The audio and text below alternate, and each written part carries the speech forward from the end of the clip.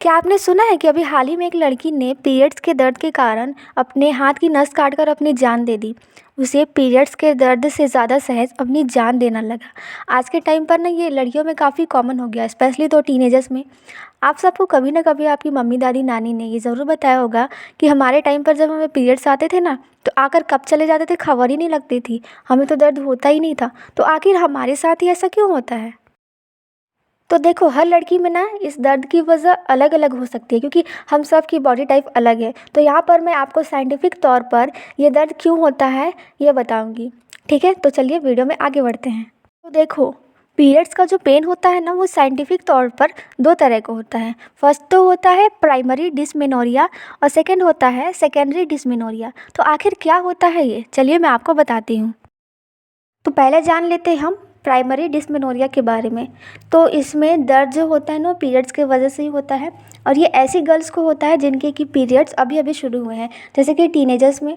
और ये पीरियड्स के 1-2 दिन पहले ही दर्द शुरू होता है और उसके 72 आवर्स में बंद हो जाता है। ये आपको क्रैम्प्स की तरफ फील होता है।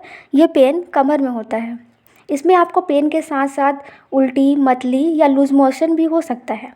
पर कई लोगों में ये देखा गया है कि इस तरह का पेन यानी प्राइमरी डिस्मेनोरिया कुछ समय के बाद सही हो जाता है। कई फीमेल्स में तो ये प्रेगनेंसी के बाद ख़त्म ही हो जाती है। तो अब जान लेते हैं सेकेंडरी डिस्मेनोरिया के बारे में।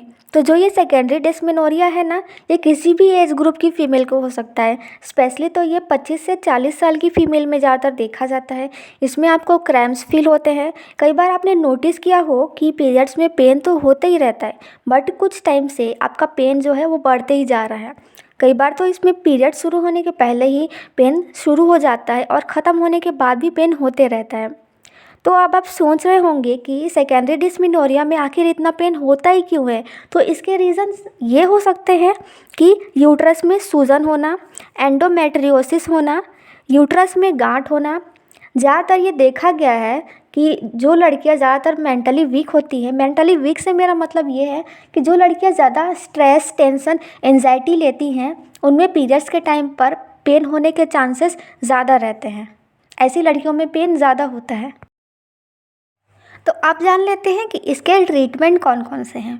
अगर आपको पीरियड्स में नॉर्मल पेन या क्रैम्प्स हो रहे हैं, जो पीरियड्स आने के कुछ दिन पहले ही शुरू होते हैं, देन फिर ये सही हो जाते हैं। तो आपको टेंशन लेने की बिल्कुल भी ज़रूरत नहीं है, क्योंकि आपको किसी भी स्पेशल ट्रीटमेंट की नीड नहीं है। आप बोल सकते हो कि इट्स नॉर्मल। जितना हो सके बैलेंस डाइट लेने की कोशिश करें। वैसे तो आज तक मैंने अपने पीरियड पेन के लिए कोई भी मेडिसिन नहीं ली है, बट अगर आपको ज़्यादा पेन होता है या आपको कहीं बाहर जाना है, तो आप डॉक्टर से पूछ कर कोई मेडिसिन ले सकते हो। वो आपको जो मेडिसिन सजेस्ट करेंगे आप वही लेना। खुद को हाइड्रेटेड रखें, अपनी डाइट में कैल्शियम, विटामिन सी को इंक्लूड करें। आप अपने पेन के लिए कोई ड्रिंक बनाकर भी ले सकते हो, जैसे कि 1 गिलास पानी में अदरक और पुदीने को उबाल कर फिर उसको छान कर उसके बाद उसमें थोड़े नींबू का रस मिलाकर भी ले सकते हो। अगर आप इतना नहीं कर सकते तो आप सिंपली सौंफ को उबाल कर भी उसका टी बनाकर पी सकते हो। आप अपने पेन के लिए हॉट वाटर बॉटल भी ले सकते हो। जितना हो सके अच्छी नींद लें, फिजिकली एक्टिव रहें। का oily spicy food, T, coffee avoid करें। तो अब जान लेते हैं कि हमें कौन कौन सी एक्सरसाइज करनी चाहिए जिससे हमें पेन से रिलीफ मिल सके। पीरियड्स के टाइम पर वैसे तो पेन होते ही रहता है, तो मैं यही सजेस्ट करूँगी कि आप कोई हैवी एक्सरसाइज ना करें। आप सिंपली योगा, वॉकिंग या स्ट्रेचिंग कर सकते हैं।